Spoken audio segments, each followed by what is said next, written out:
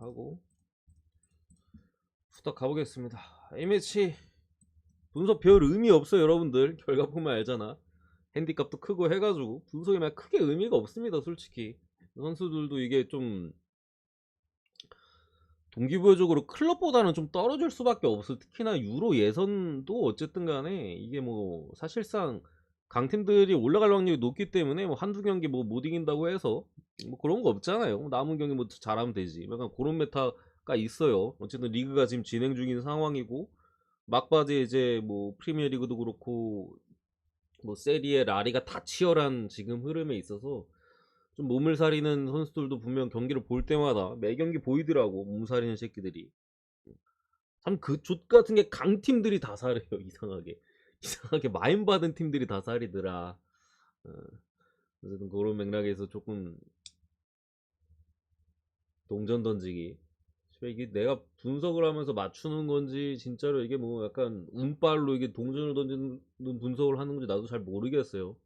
어쨌든 간에 그래서 오늘은 좀 전략을 좀 달리해서 접근해 보도록 하고 가보겠습니다.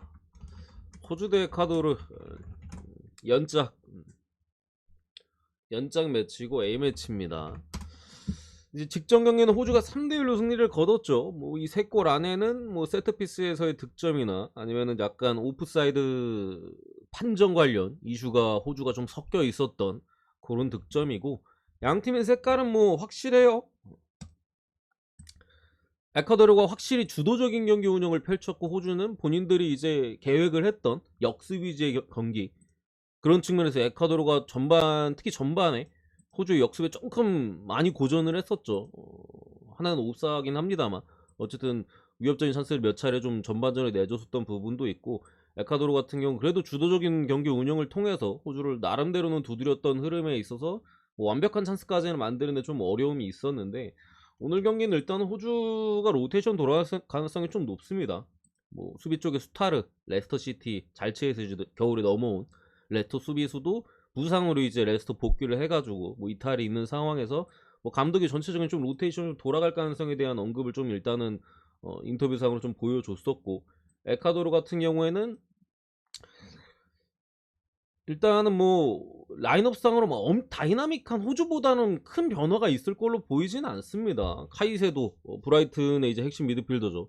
카이세도도 오늘 일단은 출전 가능성이 좀 높은 것 같고 일단 이거는 우리가 라인업을 볼 수 있기는 해요. 5시 반에 뜨니까. 여기다가 직전 경기 에콰도르 같은 경우 이제 골키퍼 쪽에 로테이션을 좀 돌렸어요. 주전 키퍼가 서브로 나왔었는데 오늘 경기 이제 주전 키퍼가 또 선발로 나올 가능성이 아무래도 높겠죠. 이런 부분들. 전에 제가 에콰도르 프렌을 좀 꽤나 좋게 봐서 틀렸었는데 다시 보도록 하겠습니다. 뭐 직전 경기 내용적인 부분이나 결과적인 부분에서 에콰도르가 크게 꿀렸다라고는 저는 생각을 안 하고요. 그냥 뭐 호주 쪽에 이제 A매치다 보니까 VAR이 없어요. 옵사 골이 들어간 부분도 있고 오늘 경기 어쨌든 첫 경기를 승리한 만큼 조금 더 실험적인 라인업을 호주가 들고 나올 가능성도 있는 상황에서 수비 쪽에 핵심인 스타르의 이탈 이런 부분들 여전히 이제 미드필더 쪽에 무어는 계속해서 뭐 소집이 안 됐으니까 빠져있는 그런 약점인 부분도 있고요. 더군다나 이게 연달아 벌어지는 매치이기 때문에 홈팀의 이점이 조금은 사라지는 부분들 왜냐면 에콰도르는 계속 호주와의 매치이기 때문에 호주에 계속 있었을 거 아니에요. 호주에 어쨌든 타국에서의 좀 기후적인 특히나 호주 같은 경우 이제 기후가 반대니까 그런 측면에 좀 적응의 부분이나 뭐 시차적인 부분도 조금 더 이제 뭐 홈에서의 이점이 좀 사라질 수 있는 부분이 분명히 있다라고는 생각해요. 그런 부분들을 좀 감안했을 때 오늘이야말로 에콰도르가 프렌을 해주지 않을까 그렇게 생각합니다. 두 번째 일본 대 콜롬비아 이것도 A매치 친선전이고요. 일단은 두 팀 다 무승부를 기록했어요. 일본은 이제 우루과이 홈에서 1대1 콜롬비아는 대한민국하고 우리나라랑 원정에서 2대2 2대0에서 따라잡으면서 우리나라의 실수를 놓치지 않았던 콜롬비아인데 이 두 팀 간의 전력은 기본적으로 콜롬비아가 열세요. 상대 전적 같은 경우는 콜롬비아가 좀 나은 부분은 있는데 어쨌든 간에 일본의 라인업 같은 경우 상당히 강력하고 기본적으로 직전 경기 우루과이전은 솔직히 조금 경기력적으로는 그렇게까지 좋진 못했어요. 조금 아쉬운, 뭐 미토마 쪽에서도 그렇고 조금 아쉬운 느낌이 있었습니다만, 스쿼드가 일본이 워낙 두꺼운 측면도 있고 후반에 들어온 뭐 이토주냐 같은 선수들의 활약도는 상당히 좋았다. 여기에 이제 일본은 우리나라를 신경을 안 쓸래 안 쓸 수가 없어요. 우리가 비겼잖아. 이 새끼들 이기려고 합니다. 무조건이야 이거는. 우리가 비겼기 때문에 비교가 안 될래 안 될 수가 없거든. 똑같은 팀하고 이렇게 맞붙잖아요. 우리나라 똑같아. 예. 똑같아요.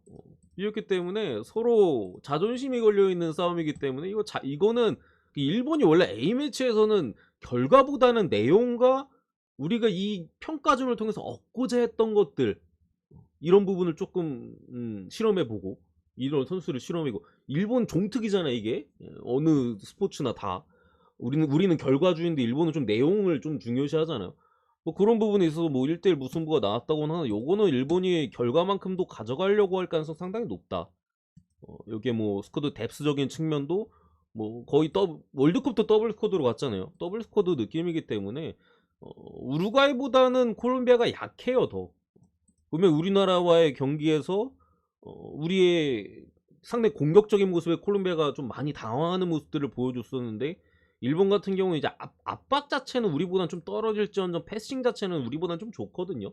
뭐 그런 적인 측면에서 수비적으로 상당히 좀 고전할 가능성이 높아 보이고, 주전 라인업에 있어서도 막 크게 로테이션을 돌릴 사이즈는 제가 볼 때는 아닌 것 같다. 감독의 인터뷰나 이런 거 봐서도 뭐 돌린다 하더라도 더블 스쿼드라고 말씀드렸죠. 이토주냐가 직전 경기 벤치로 뛰었었으니까 오늘은 선발 가능성이 높겠고, 뭐 이런 부분들. 미토마가 만약 벤치로 간다면은 그 새끼 있어요. 그 린치에서 뛰는 애 있거든요. 이번 시즌 린치 유럽 대항전 우리 자주 봤잖아요. 린치에서 공격 포인트 20개 넘게 올리는 애 있는데, 젊은 놈. 걔가 나와도 뭐 충분히 상대가 가능한 이런 사이즈에서 상당히 달콤한 배당이다. 1번 승. 세 번째, 한국 대 우루과이. 또 A매치. 장현님 어서오세요. 보드형님도 어서오세요. 오늘 5시 반 첫 경기라 좀 일찍 왔습니다.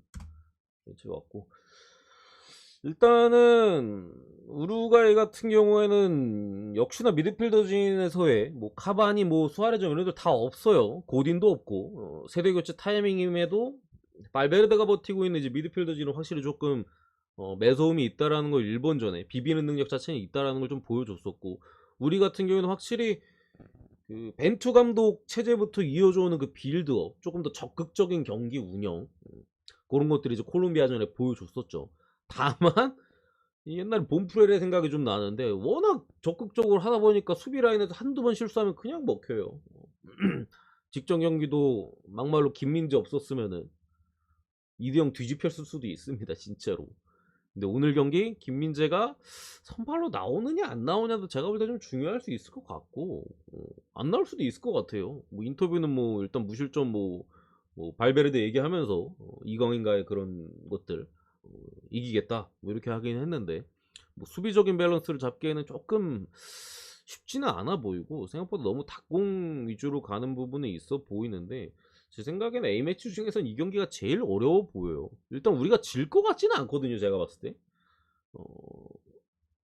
질 것 같지는 않은데, 라인업을 이거는 승패로 접근하려면 제가 볼 때는 라인업 보고 가는 게 괜찮지 않을까 싶어요. 라인업을 보고 가는 게. 그러니까 김민재 나오면 이겨볼 만하다고 생각을 하고요.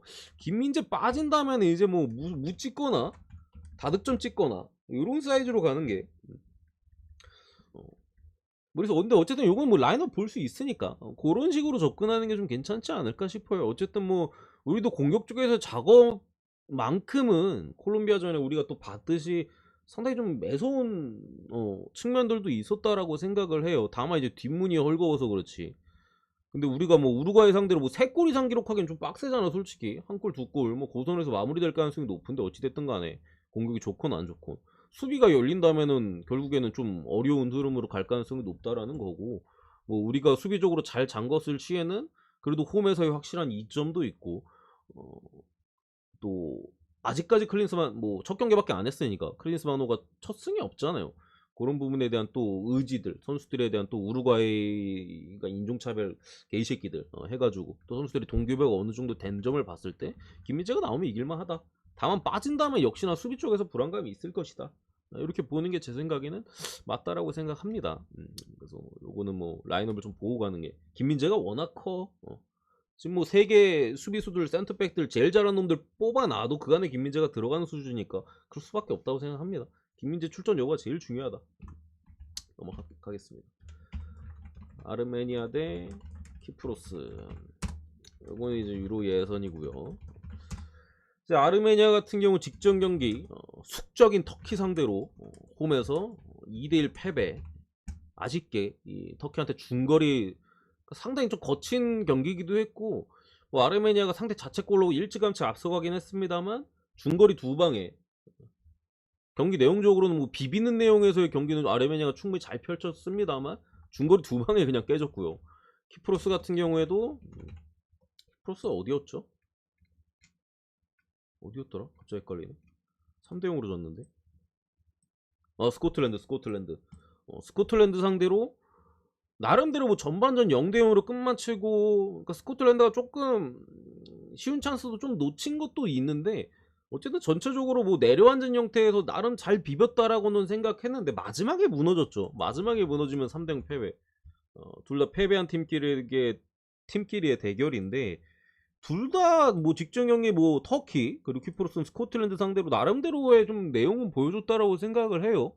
키프로스도 마지막에 무너진 거 제외하고는 뭐 비비는 내용 좀 보여줬었고 마지막에 85분부터인가 5분 사이에 두 골이가 들어갔죠. 1대0에서 그랬던 흐름이고 아르메니아도 뭐 터키의 공격적인 부분을 상당히 잘 막아냈었던 직전 경기 흐름이기 때문에 기본적으로 뭐 저득점의 가능성이 좀 높다라고 생각을 하고 뭐 승표로 접근할 때는 저는 그렇게 생각해요. 아르메니아 미키타리안 있던 미키타리안 여러분 다 아시잖아요. 지금 세리에서 또 뛰고 있고 뭐 도르트문트 뭐 맨유 아스날 뭐 이렇게 거쳐간 또 선수인데 은퇴해서 없잖아요.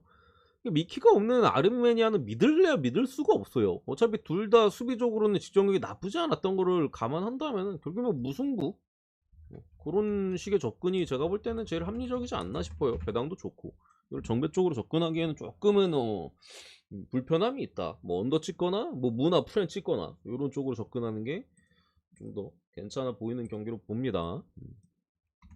다섯 번째 조지아 대 노르웨이 유로 예선이고요.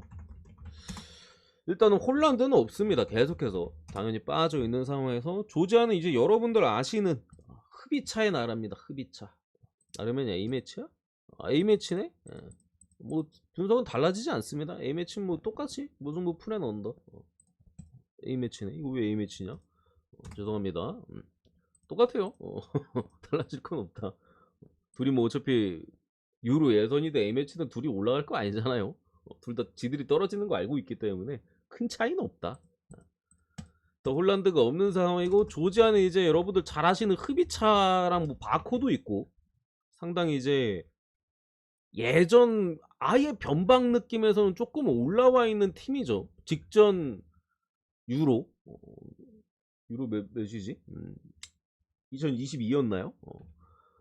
에서도 그 조별 예선을 통과할 뻔했던 조지아. 아직까지 국제대회 뭐 월드컵이나 뭐 유로나 본선에 나가본 적이 없어요. 근데 확실히 올라온 흐름에 있어서 저번 유로 예선 때 마지막 플레이오프에서 떨어졌나 제 기억에 아마 그럴 거예요. 마지막 플레이오프까지 진출했었습니다만 결국에 좀 떨어진 흐름이고 이번에도 이제 뭐 몇몇 팀들과 또 경쟁을 해야 되는 흐름인데 개인적으로는 홀란드가 없는 노르웨이 물론 솔직히 스페인전에 홀란드 없이 좀 괜찮게 하긴 했어요. 솔직히 마지막에 또 이제 뭐 호셀로한테 두 골 쳐먹으면서 이제 무너지긴 했습니다만 솔직히 중간에 이제 쇠를로스가 쉬운 찬스 넣어주기만 했으면은 노르웨이가 진짜로 무승부 정도는 캘만도 했어요. 근데 그걸 다 날렸죠.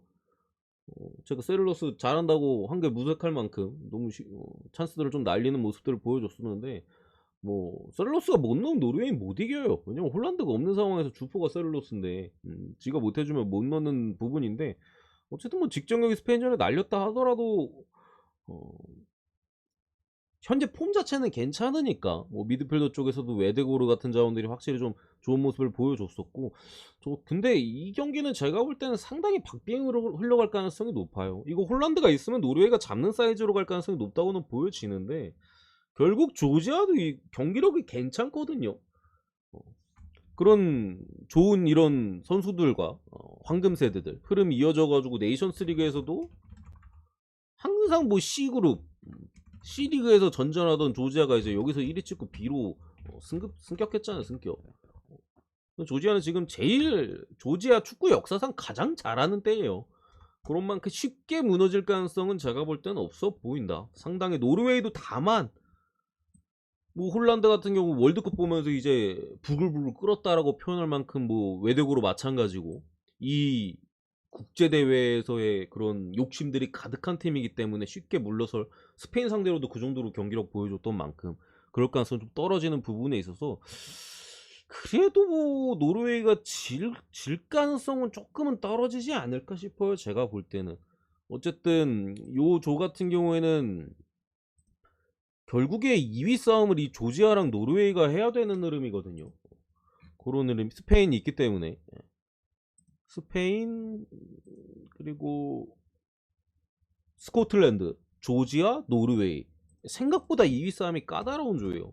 조지아, 노르웨이, 스코틀랜드 여기 이제 키프로스가 자판기죠.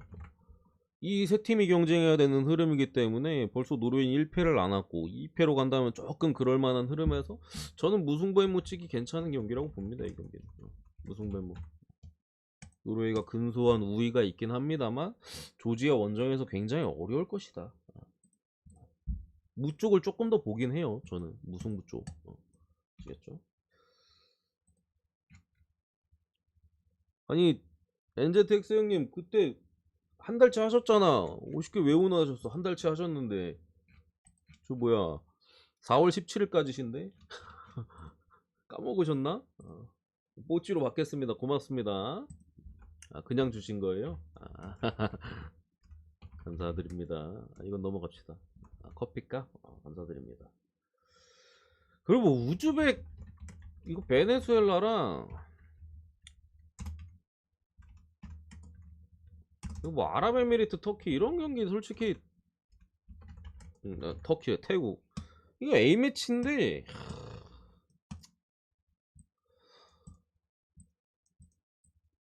이런 경우 그냥 정답은 뭐 햄무 뭐 풀엔 뭐 이런 거 찍는 거예요. 이런 분석이 잘 안 돼요.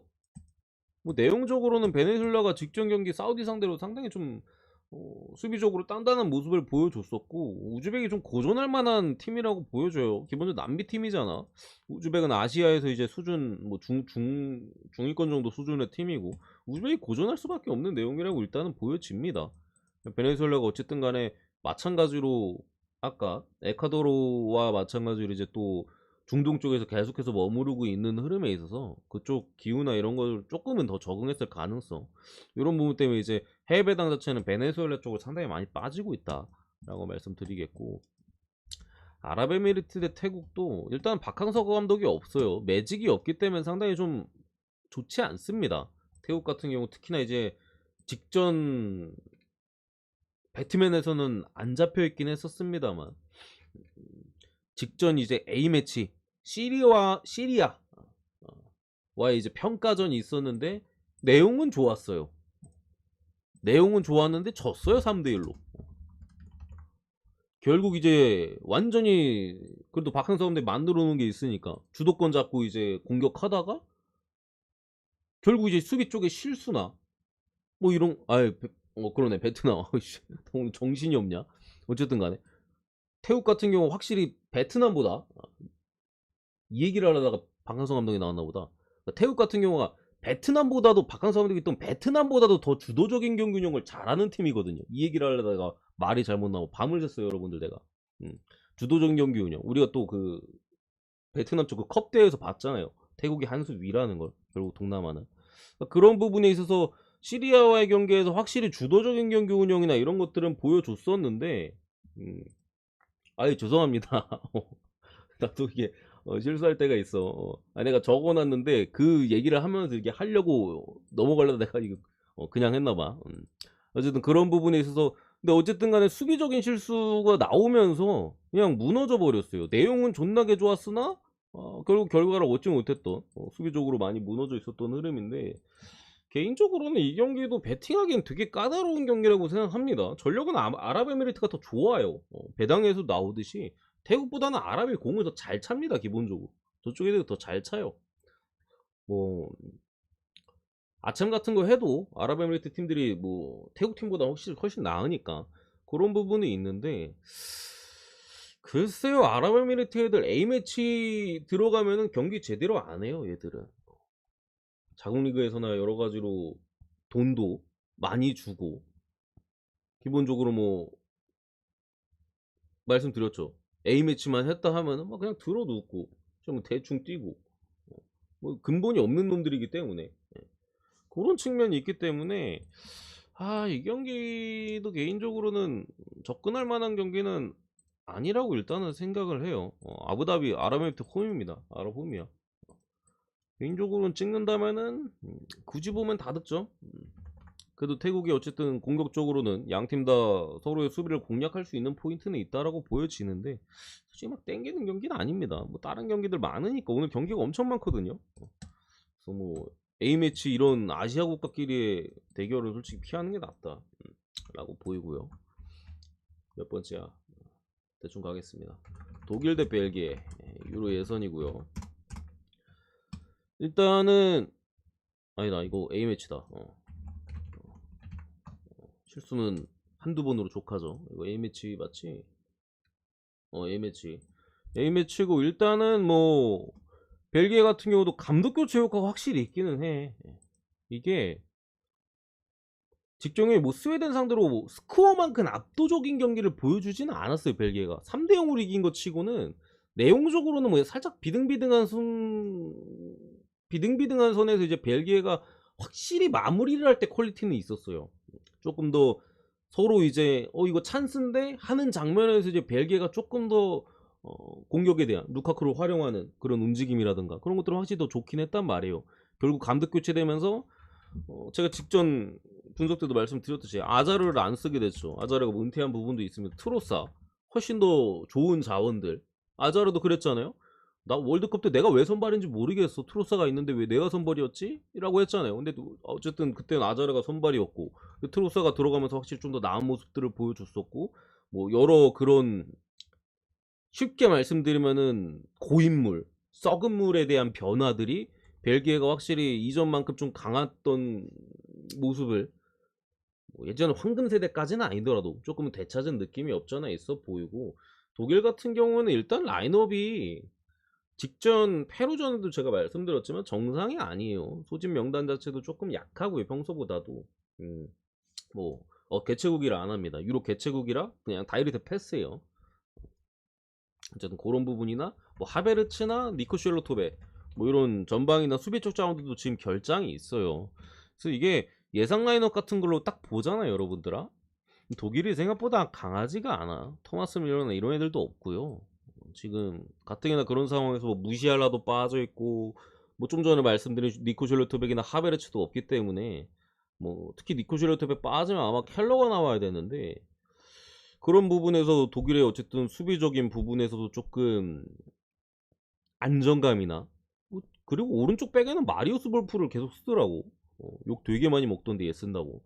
어쨌든 그런 부분에서 안정감이 떨어지고, 그나마 이제 미드필더 쪽에 키미나 뭐 그래도 비르츠 이런 애들은 좀 쓸만한 자원들인데, 뭐 이거는 제 생각에는 A매치를 감안한다면은 이거 독일이 이긴다 하더라도 지금은 조금 전열을 가다듬은 벨기에 상대로는 제가 볼 때 조금은 고전할 가능성이 있어 보여요. 그래서 독일 승가실 분들은 그래도 해무 쪽에 접근이 낫다라고 생각이 들고요. 어, 저는 벨기에 프렘 봅니다. 확실히 감독 교체 이후에 그런 적폐들의 정리를 통해서 벨기에가 좀 살아난 모습이 있었고, 독일 같은 경우는 지금 어쨌든 간 라인업이 정상이 아니잖아요. 벨기에는 거의 뭐 틸레만스나 몇몇 자 한둘 빼고는 거의 뭐 상당히 좀 날카로운 라인업이 좀 소집된 상황에서, 하필이면 또 인터밀란에서도 루카쿠가 좀 살아나는 시점에서 벨기에에서도 좋은 모습을 보였단 말이죠. 이런 부분들을 좀 감안한다면은, 그리고 A매치 특성상 무승부가 많이 나오거든요. 음, 양 팀이 뭐 강팀끼리 매치고, 독일은 조금 쉽진 않은 흐름이고, 벨기에는 일단은 뭐 흐름을 되찾은 만큼 무승부에 대한 가능성까지 좀 고려했을 때는 벨기에 프렌 쪽이 좀 더 배당적인 메리트도 살 수 있고, 지금 해외 배당 같은 경우는 뭐 독일이 지금 좀 많이 올라갑니다. 그리고 많이 올라가고 있어요, 여러분들. 이렇게 보시면 될 것 같다. 뭐 요거는 제가 저번에 말씀드리긴 했는데, 뭐 독일 개최국 예선 안 하는 거 뭐 나온 겸에 20개 팀 올라갑니다. 예, 유로. 이거는 유로 예선 아니에요. 이거는 유로 예선 아니고 A 매치입니다. 그냥 평가전. 유로 예선 20개 팀 올라가고, 플러스 독일에 플러스 3개는 이거 네이션스, 뭐 A, B, C 리그 있잖아요. 1위 팀끼리 플레이오프. 그래서 3장. 각각 플레이오프. A 리그끼리, B 리그끼리, C 리그끼리. 그래서 3장. 그렇다고 없어도 돼요. 없어도 돼. A매치에서 그런 거 크게 중요하지는 않습니다. 그렇게 따지면은 독일 쪽이 공백이 훨씬 심해요. 공백자로만 따진다면 독일이 훨씬 심하다. 이렇게 보시면 될 것 같고, 다음 경기가 또 이렇게 크로아티아 갑시다. 아, 손목이 아프냐?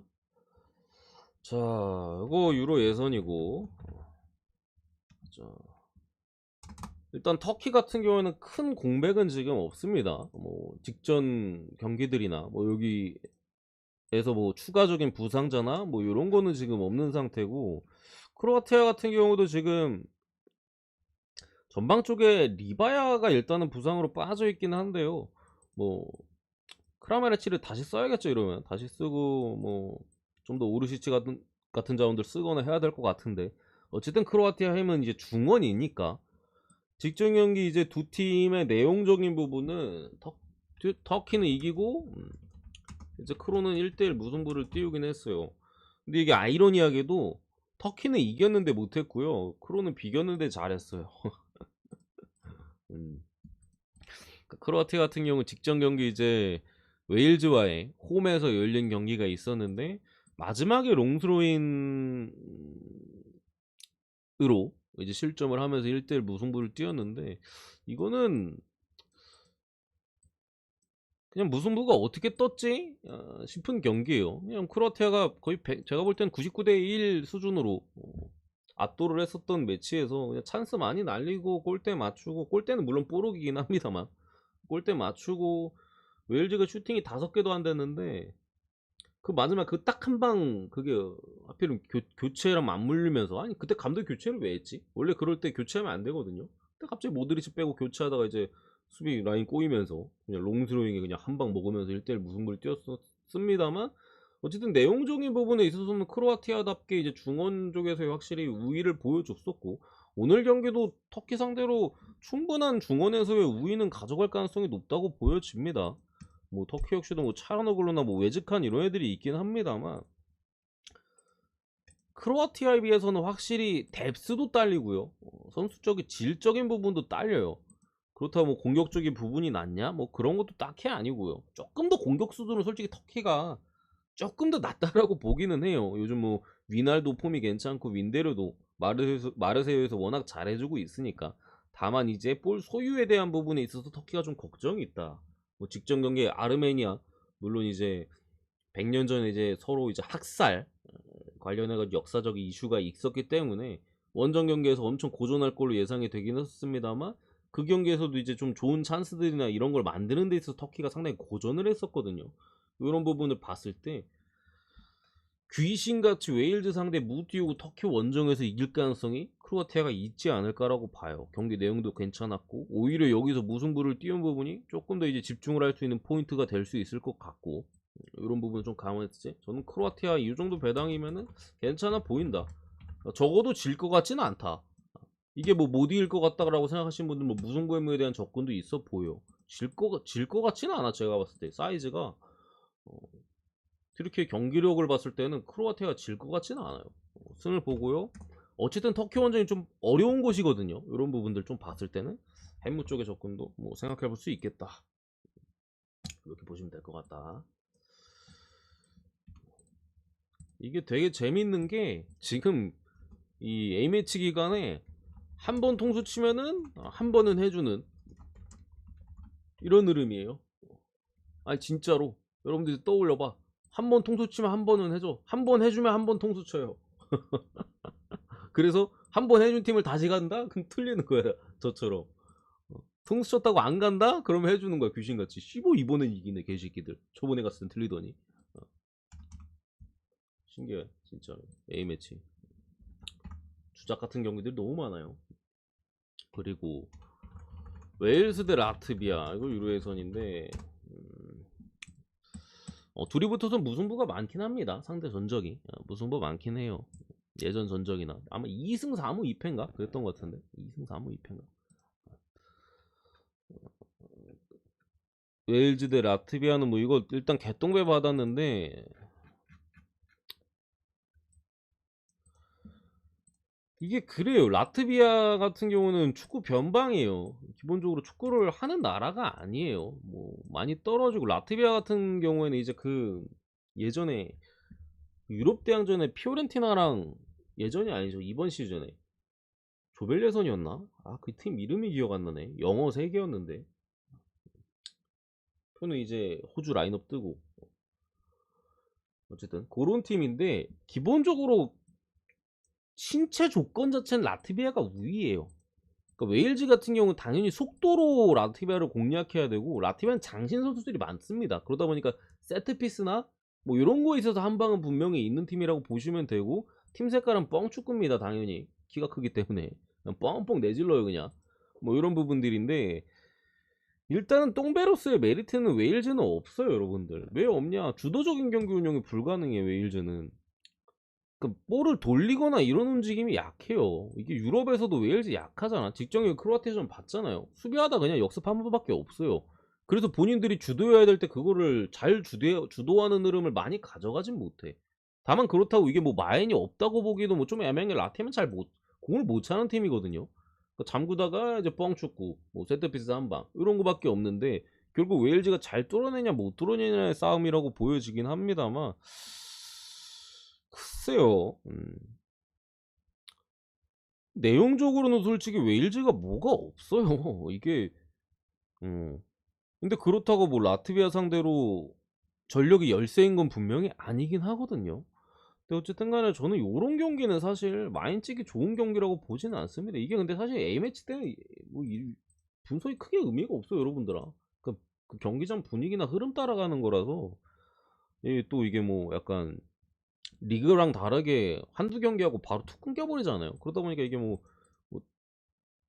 많이 나올 수도 있는데 저 개인적으로는 햄무 가능성이 좀 더 높은 것 같아요. 이 경기는 높다기보다는 배당적인 메리트가 확실히 있는 것 같아요. 그래도 뭐 이겨줄 수는 있다라고 생각을 하고요. 햄무 봅니다. 햄무 1대0 봅니다. 1대0 아니면 2대1 1대0 2대1 그 정도 사이드로 볼게요. 뭐 가둬놓고 패는 그림에 있어서 웨일즈가 믿을만한 팀은 아니다. 이렇게 보시면 될 것 같다. 그리고 라트비아가 높이는 있다. 보시면 될 것 같고 스위스 이스라엘. 나 손목이 아프지? 잠시만요. 이스라엘. 스위스 대 이스라엘인데 이스라엘은 기본적으로 자합이나 얘들 이제 떠나고부터는 팀이 아니다. 그렇게 보시면 될 것 같아요. 얘네들이 있었을 때 이제 조금 확실히 역습에서의 힘이나 전방에서 이제 화력 이런 것들이 사는데 자합이랑 그 누구야 호펜하임에 있던 놈인데 이름이 기억 안 나네. 아무튼 걔는 이제 둘 떠난 이후로는 직전 경기 내용적으로도 솔직히 많이 아쉬웠죠. 코소보 상대로. 물론 홈이기 때문에 조금 더 주도권이 있었습니다만 솔로몬 풀러면서 잘하긴 해요. 근데 이 새끼 그냥 개인 플레이하다 계속 뺏기고 뭐 혼자 그냥 슈팅 때리고 이러다 그냥 경기 끝나더라고. 이런 부분 봤을 때 스위스의 조직적인 수비를 이스라엘이 잘 공략할 수 있냐? 라고 봤을 때는 확실히 예전보다는 좀 많이 떨어져 있는 흐름에 있어서 어렵다고 생각합니다.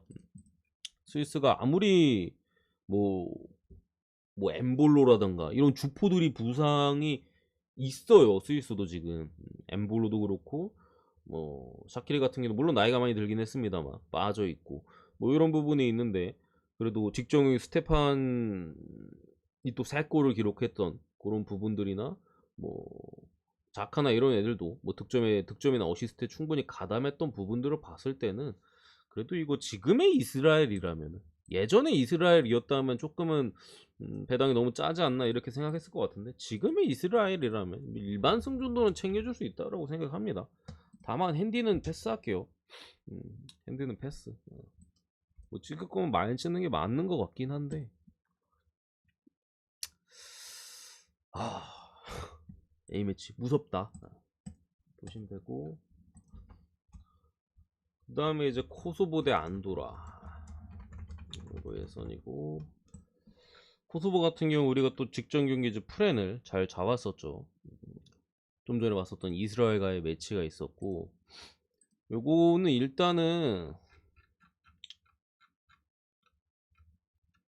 쉽게 말씀드리면 코소보는 조금은 올라오고 있는 팀이고요. 뭐 무리키나 이런 애들이 있어. 라시차, 무리키 라시차, 뭐 전방 톱이나 이제 사이드 띄워줄 자원들, 뭐 라흐만이 여러분들 아시는 수비 쪽에 보이보다 이거 토리노였나? 아무튼간에 세리에서 뛰는 애들 이런 애들에도 배치가 돼 있는 흐름에 있어서 뭐 한 10년 전까지만 해도 아무것도 없는 황무지의 나라 축구적으로. 그래서 이제는 조금은 그래도 뭔가 꿈틀꿈틀 새싹이 피어나는 그래도 믿을만한 새끼들 한둘 정도 들어가 있고 한 흐름에 있어서 뭐 작년 재작년 한 19년 정도 19년부터인가 19년 20년부터는 뭐 나름대로 두각을 드러내고 있는 나라라고 보시면 되고 안도라는 이제 사막입니다. 사막. 이 나라가 사막이라는 게 아니라 축구적으로는 사막이에요. 아무것도 없어요. 고소부 많이 봅니다. 어쨌든 이 국가적으로 봤을 때는 자국민들이나 분명히 기대치가 옛날보다는 확실히 더 축구에 대한 관심이나 이런 것들이 왜냐면은 좀 이름값 있는 애들도 있고 이제 빅리그에서 뛰는 애들도 많아졌으니까 예전보다는 확실히 올라간 흐름에 있어서 홈에서의 코소보 지금 안도라 상대로는 이거는 제 생각에는 일단은 그냥 핸디를 1밖에 안 줬는데 저는 2.5 마인이 있었으면 2.5까지 봤을 것 같아요. 그냥 계약살 할 가능성이 좀 높지 않을까. 4대0, 5대0까지 봅니다. 뭐 1마에 보고요. 여기까지 하도록 하겠습니다. 여기까지.